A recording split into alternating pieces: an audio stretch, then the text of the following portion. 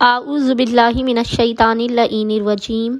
بسم اللہ الرحمن الرحیم۔ السلام علیکم یا علی مدد۔ مومنین و مومنات کی خدمت میں خصوصی طور پر زمانے کے امام اجل اللہ تعالی فرجہ شریف کی بارگاہ میں آمد امام علی زین العابدین علیہ السلام 15 جمادی الاول کے دن کی بے پناہ مبارکباد پیش کرتے ہیں۔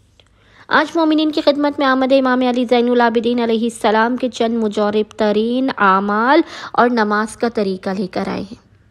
مومنین نے امام کی آمد کے دن 15 جمادی الاول کے پورے دن میں جب بھی آپ کو فرصت کے لمحات ملے، ان مختصر اور مجرب ترین عملیات کو لازماً کر کے چوتھے امام کی بارگاہ میں پیش کر کے خداوند متعال کی بارگاہ میں ہاتھوں کو بلند کر کے امام علی زین العابدین علیہ السلام کے حق کا واسطہ دے کر اپنی حاجات کو طلب کرنا ہے، اپنی مشکلات کے خاتمے کی، رزق و روزی میں برکت کی،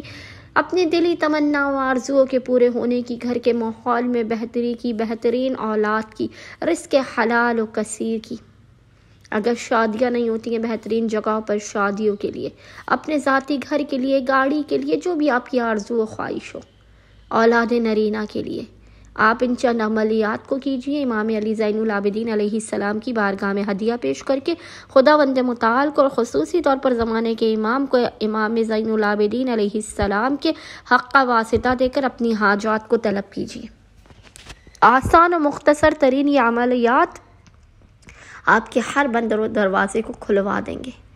آپ کے بخت و نصیب کا ڈوبا ہوا ستارہ جگمگانے لگے گا، آپ کو خداوند متعال بے پناہ اپنے خزانوں سے عطا کرے گا۔ بس مومنین نے کرنا یہ ہے کہ 15 جمادی الاول کے پورے دن میں نصف شب تک جب بھی آپ کو فرصت کے لمحات ملے، آپ نے باوضو ہونا ہے، اور باوضو ہونے کے بعد آپ نے 2 رکعت نماز حاجت پڑھنی ہے۔ نماز حاجت کا طریقہ یہ ہے کہ اس نماز حاجت کی پہلی اور دوسری رکعت میں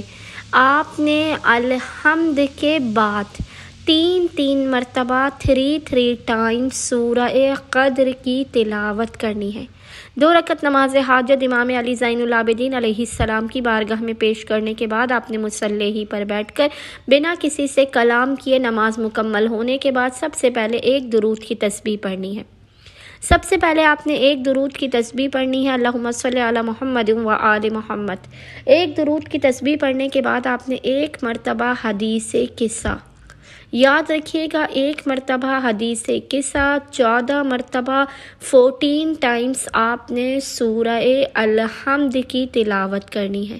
14 مرتبہ آپ نے سورہ الحمد کی تلاوت کرنی ہے۔ 14 مرتبہ یاد رکھیے گا، 14 مرتبہ ہی آپ نے سورہ اخلاص قل هو اللہ احد کی تلاوت کرنی ہے۔ 14 مرتبہ سورہ الحمد اور 14 مرتبہ سورہ اخلاص کی تلاوت کرنے کے بعد آپ نے 1 مرتبہ دعائے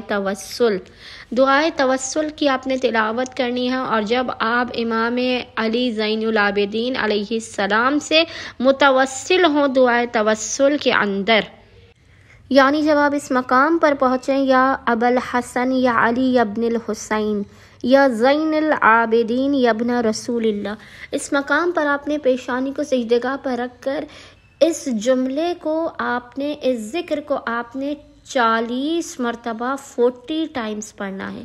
40 مرتبہ حالت سجدہ میں پیشانی کو سجدگاہ پر رکھ کر آپ نے اس ذکر کو پڑھنا ہے۔ اگر آپ کسی وجہ سے پیشانی کو سجدگاہ پر رکھ کر اس ذکر کو نہ پڑھ سکے تو ہاتھوں کو سجدگاہ کو ہاتھ میں لے کر 40 ٹائمز اس ذکر کو پڑھنا ہے، روتے ہوئے گڑ گڑاتے ہوئے خداوند متعال کو امام زین العابدین کے حق کا واسطہ دے کر اپنی حاجات کو طلب کرنا ہے، مشکلات کے خاتمے کی، رزق و روزی میں برکت کی دعا کرنی ہے، اور اس کے بعد دعائے توسل کو تمام کرنا ہے، اور چہارجہ معصومین کی بارگاہ میں امام زین العابدین کے حق کا واسطہ دے کر اپنی حاجات کو طلب کرنا ہے۔ انشاءاللہ تعالی امام علی زین العابدین علیہ السلام کے حق صدقے میں 15 جمادی الاول کے دن آپ ان عملیات کو، اس نماز کو کریں گے، خداوند متعال آپ کی ہر بگڑی کو بنا دے گا، ہر مصیبت بلا آفت اور پریشانی کو آپ کی زندگی سے ٹال دے گا۔ اللہم صلی علی محمد و آل محمد وعجل